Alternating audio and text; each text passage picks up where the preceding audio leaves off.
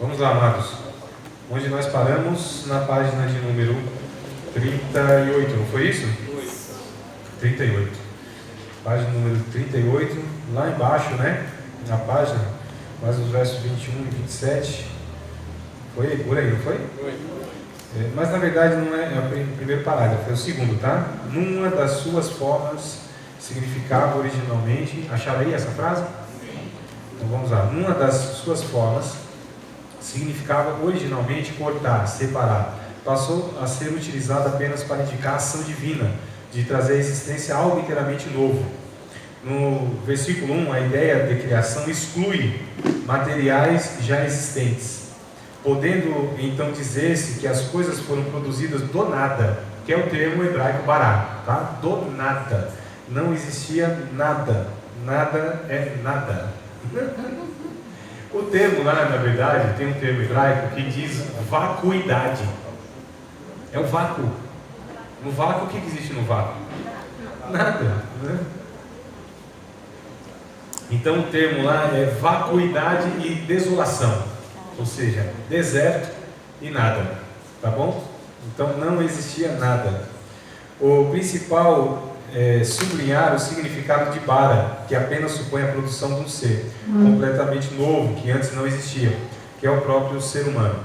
Antes que eu entre aqui nos dias da criação, talvez eu não vou ler aqui, não vou literalmente aqui trazer, mas eu vou, antes que fale isso, irmãos, eu vou trazer uma declaração que assusta, e vai nos assustar, porque a aula que não espanta a gente, não é uma aula que provoca a gente.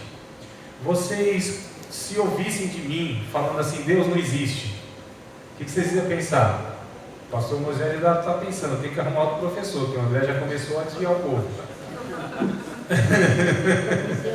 Não é? Deus não existe. Agora eu quero trazer para vocês o pensamento, porque quando a gente ouve isso, soa esquisito para nós, não é?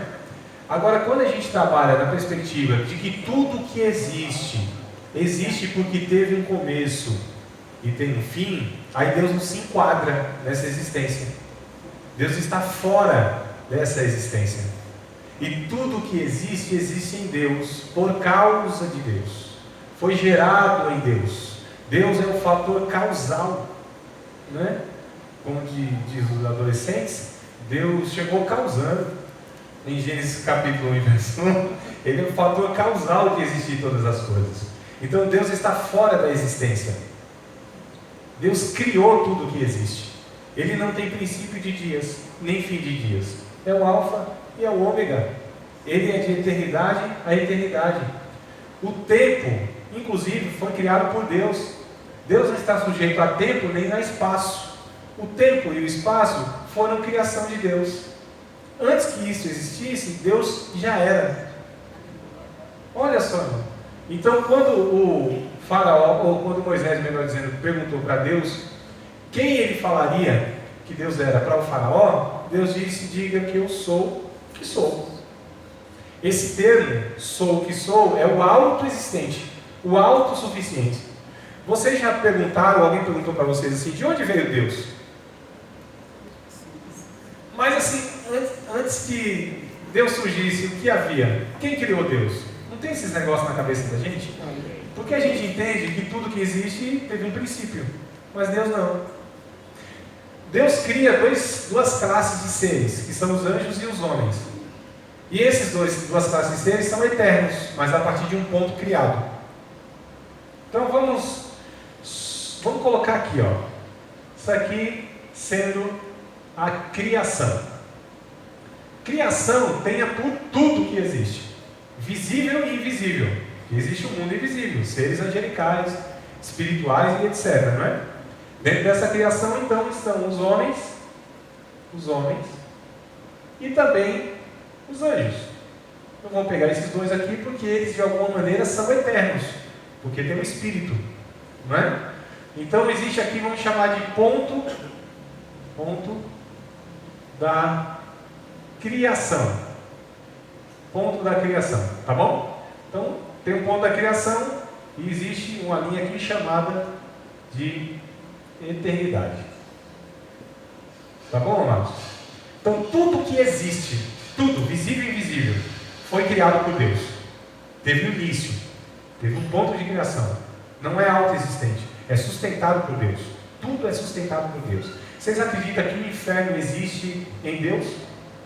Porque fora de Deus nada pode existir? O diabo é uma criação, o diabo, eu digo assim, o anjo, né? O ser, é uma criação de Deus. Ele não é autossuficiente. Ele precisa de Deus para existir. Ele é um servo frustrado de Deus, inclusive. Deus é o seu Senhor. Deus manda ele fazer, ele faz. Ele não tem a oportunidade de desobedecer. É por isso que a raiva dele é essa. Que ele vê serizinhos, como seres humaninhos como nós, que Deus dá ordem e a gente desobedece. Sendo uma classe inferior de mortais em relação aos anjos. Não é? São espíritos de nível superior no sentido que não estão sujeitos, por exemplo, à morte física, biológica, doença, etc. Estão conseguindo juntar aqui os negócios? Informação? Então vamos lá. Eternidade. Nossa, eternidade. Eu tenho dislexia. Fala, meu Deus, cara. Quando você corta a palavra, troca a palavra. É isso, né? Eu sou dislexo. Meu Deus, um professor dislexo é o fim. Espanhol. É? Espanhol, eternidade. Obrigado, Arão. Meio ponto para você na prova lá. É, professor corrupto, né? Então aqui para trás, irmãos, ó, um ponto criado para frente tem a eternidade. Mas existe uma eternidade antes que tudo existisse. E o que tinha aqui? Salmo 90, versículo de número 2.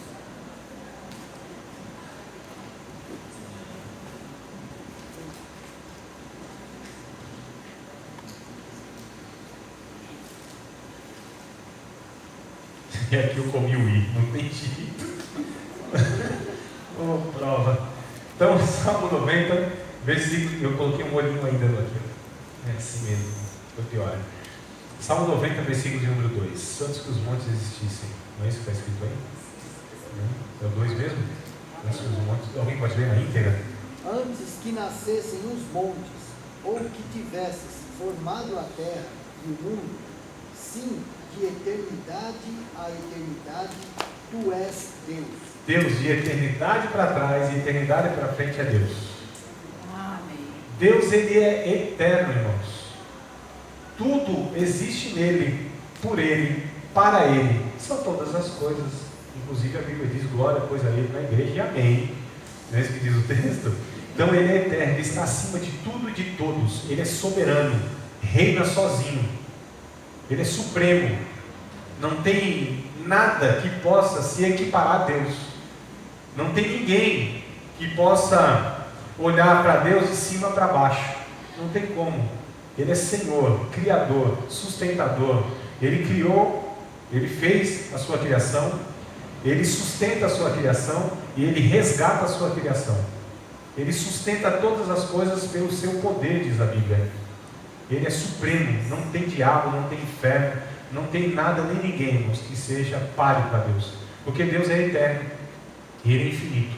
Tudo que Ele cria é infinitamente menor do que Ele. Olha o abismo que tem. Não é? Deus é Deus, não existe outro Deus. Satanás não tem um reino e nem muito menos é um Deus menorzinho. Ele é apenas uma criatura. Ele não tem reino, porque Deus reina, Ele manda, Ele ordena e as coisas acontecem. Glória a Deus. E não tem como. Se ele der uma ordem, se ele do céu, porque ele já fez isso algumas vezes, né? E o povo disse: Moisés, não permita isso. Fale tu com Deus, porque esse negócio está muito assustador para a gente. A gente não quer falar com Deus não, porque a voz dele é terrível, amedronta, lógico. Para o pecador o negócio é terrível mesmo, né? Esse serzão santo, né? Poderoso. Mas Deus não se relaciona com a sua criatura através do seu poder, porque se fosse assim seria mais fácil. Como Deus se relaciona conosco através do seu amor, aí é mais difícil, porque quem ama sofre, quem ama corre risco, quem ama padece, não é? Por que Deus não criou o homem assim, sem vontade nenhuma? Seria mais fácil, seria? Deus teria menos dor de cabeça, ou nenhuma dor de cabeça, né? Um robozinho, ó, coisa boa, né? Colocar um chipzinho programado, ele fazia tudo direitinho, não ia desobedecer, não ia dar dor de cabeça. E por que Deus fazia esse negócio aqui, esse povo ainda com livre-arbítrio, sabendo que esse povo, porque Deus sabia, não é responsável, mas sabia. E esse povo, somos nós, os seres humanos, desobedece Deus. Deus estava muito bem, obrigado no céu, não precisava de ninguém, irmão. Você acha que Deus criou a gente para ser bajulado, para cantar uns negocinhos, levantar a mão e reconhecer que Ele é Deus? Não. Ele estava completo no céu, era Ele, inclusive, composto. Eu falei isso para vocês na aula passada, não foi? Deus é da Trindade? Na Trindade? Então ele era completo, era uma família, não estava sozinho, autossuficiente, estava muito bem, obrigado no céu. E aí, quando cria esses seres humaninhos, dá uma dor de cabeça enorme, irmão. Por que Ele fez isso? Por que Deus fez isso? E por que Deus, depois do casal lá ter pecado, já não resolve aquele negócio assim na hora também? Por que Deus colocou aquela árvore, irmão? Conhecimento do bem e do mal. Se eu não tivesse colocado, o negócio também ia ser mais fácil, porque é a minha opção de pecar. Eu estou fazendo perguntas. Olha só quanta interrogação. Vocês não estão vendo, na cabeça de vocês tem um negócio assim. Coisa boa. Eu estou só desligando as chaves. Acho que ele colocou para testar o homem. E Deus não sabia então? Sabia. Sabia? Mas ele quis estar fora. Igual nós estamos testados. Mas ele deu livre-arbítrio pra gente. Então a gente tem escolha. Entendeu? Ele não queria, porque assim, ele tinha os anjos, né?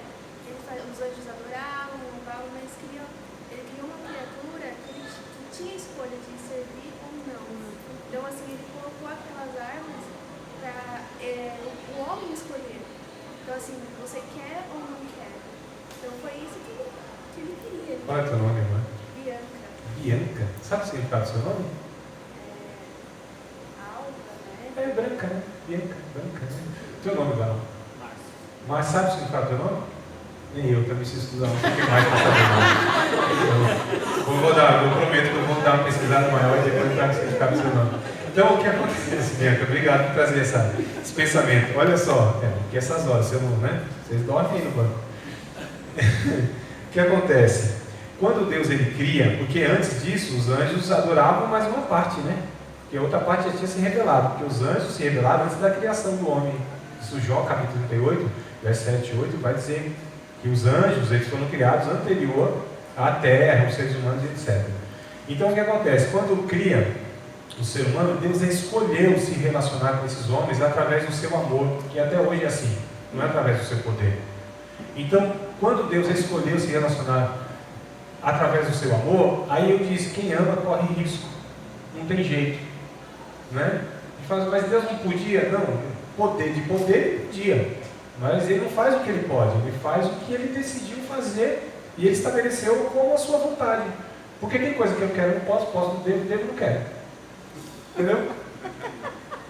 Agora tudo que Deus quer, o que ele pode, o que ele deve.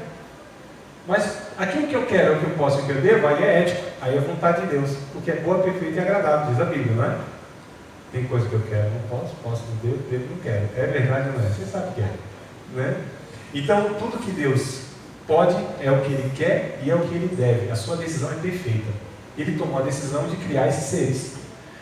Ele podia fazer com que todos os homens o reconhecessem e o adorassem, mas Ele não escolheu isso.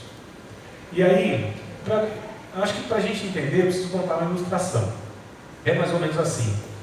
Tinha um príncipe, tinha o seu reino lá e tal, né, príncipe, e ele tirou suas vestes reais e foi dar um passeio lá no seu reino, né? Então, a veste lá de um plebeu e tal, passeando, viu num campo lá, uma camponesa muito bonita, né? O príncipezinho voltou para o seu palácio e disse, eu quero casar com uma camponesa que eu vi nas terras assim assado. Então foram lá para a família do camponês, o pai da camponesa, e disse assim, ó, o príncipe está pedindo a sua filha em casamento. Nossa, a família ficou assim, lisonjeada, lógico, vamos dar a nossa filha em casamento ao príncipe, para nós é honra. Entrar para a família real assim, né? Não é para qualquer um.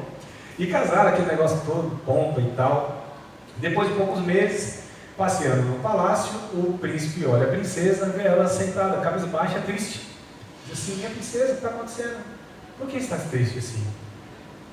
Aí ela diz assim, porque eu não te amo. Diz, como não me ama? Eu não sou um bom marido para você, eu te dou tudo. não te dou carinho, não cuido de você, eu te amo. Aí ela diz assim, então, mas eu não te amo. Aí ele ficou pensando. Ela disse, eu não tive oportunidade, foi me dado para você, eu não tive escolha. Aí ele pensou, mas como eu faço então para conquistar o seu amor? Ela disse assim, deixa embora.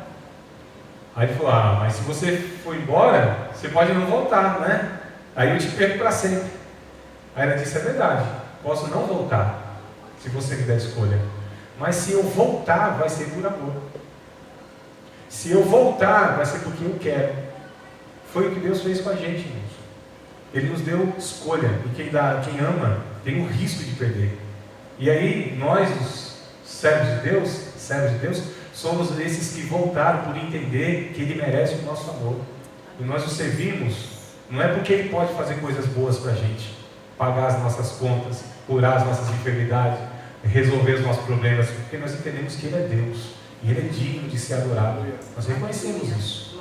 Então Deus cria nessa perspectiva do relacionamento do amor. Paulo diz que o amor de Cristo é que nos constrange. Não é o poder de Deus que nos faz ser convertidos a Ele, é o amor.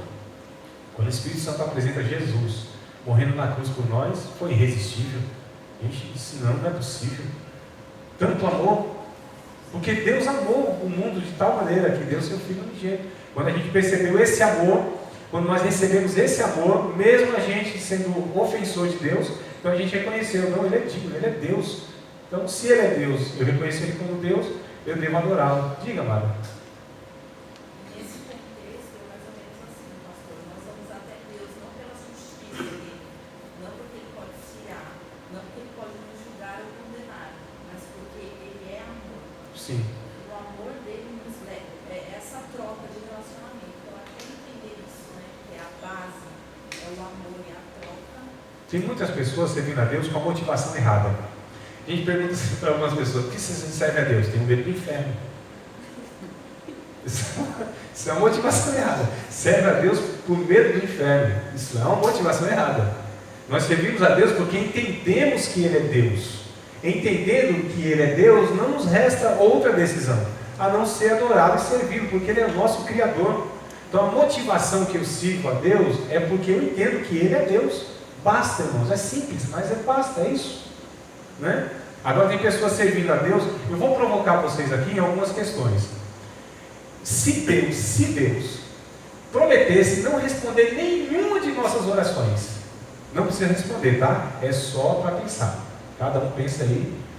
Se Deus fala assim, não, eu não vou responder nenhuma das suas orações, nós continuaríamos ainda buscando Deus na oração. Se não tivesse a condenação eterna, se pudesse pecar à vontade, não tivesse a punição eterna, nós ainda serviríamos a Deus? É só para pensar nisso. Só para a gente saber qual é a motivação que nos faz orar, que nos faz servir a Deus. Será que é só porque a gente viu que é vantajoso? Ou porque a gente entendeu que Ele é Deus? E aí, quando a gente entende que Ele é Deus, amados, o que acontece na nossa vida de negativo, as frustrações da expectativa que a gente teve não foi atendida, isso não faz diferença. Eu não paro a minha caminhada por causa das adversidades, porque eu entendo que eu vivo para Ele. Inclusive, se eu morro, disse Paulo, morro para Ele. Se a gente vive para Cristo. Se morre, morre para Cristo. Então, morte e vida para mim tanto faz, mesmo porque eu sirvo o Criador, o doador da vida. Então, por que eu oro? Eu desejo comunhão com Ele. Qual que é a maior bênção da oração? Não é a resposta da oração, é a presença dEle. É entrar na presença dEle. Não é porque Ele vai atender, Ele vai honrar minha fé, não. É porque eu desejo. O Abraão, em Gênesis capítulo de número 17, se não me falha a memória, que Abraão é como nós e nós somos como Abraão. Igualzinho, irmão, da mesma laia. A gente quer bênção, providência, vitória, alegria e tudo isso aí. O ser humano é assim, tá certo? É um sanguessuga existencial. E encontrou aí uma fontezinha que é Deus e pronto. Aí Abraão disse assim, Senhor, o Senhor fez uma promessa para mim, uns 25 anos atrás, e o negócio está feio aqui, Sarinha já está aí na condição que o Senhor está vendo. Lógico, eu estou construindo aquilo que está escrito assim exatamente, né? Pode me dar, que eu não tenho filho, solta a macena de Eliezer. O que Deus responde para ele? Abraão, eu sou o teu escudo e o teu grandíssimo galardão. A recompensa que Abraão tinha que entender de Deus não era o cumprimento da promessa, o filho desejado, mas era o próprio Deus. Deus disse: eu sou a tua recompensa, Abraão. Eu sou o teu galardão. Eu sou, eu vou. Deus deu tudo aquilo lá, mas Deus mostrou para Abraão que a fonte da felicidade não era o desejo atendido, não era o filho desejado. Tanto é que quando o filho ele foi dado a Abraão, Deus pediu novamente. Aí Abraão mostrou: senão dou sim, porque agora entendo que não é o filho, é o Senhor. Nada está entre mim e o Senhor, eu e o Senhor, e tudo mais é insignificante, porque eu não desejo nada além de ti. O salmista disse em muitas outras ocasiões isso. Eu não tenho outro bem além de ti. Então o que nós queremos, o que nós desejamos é Deus, irmãos. Eu quero Deus. E se não tivermos outras coisas? Não importa, eu tenho Deus. E quem tem Deus precisa mais de quê? E quem não se satisfaz com Deus, nada o mais poderá o satisfazer. Porque tudo o que nós podemos alcançar de Deus, tudo que podemos obter de Deus, tudo que podemos conquistar, não preenche o vazio que é do tamanho de Deus que está na nossa alma. Nada, nada. Tudo é passageiro, tudo é efêmero, tudo é vaidade, como diz o Eclesiastes. Tudo não preenche a nossa vida.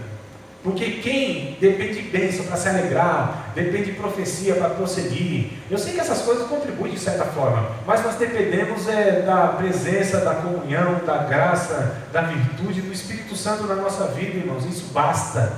O fato de sabermos que o nosso nome está escrito no livro da vida, isso basta. Assim foram os nossos irmãos de 2000 anos para cá, para falar só da época da igreja. Enfrentaram leões, enfrentaram exército, andaram como errantes no mundo, passando fome, inclusive, coisa que para nós é estranha hoje, né?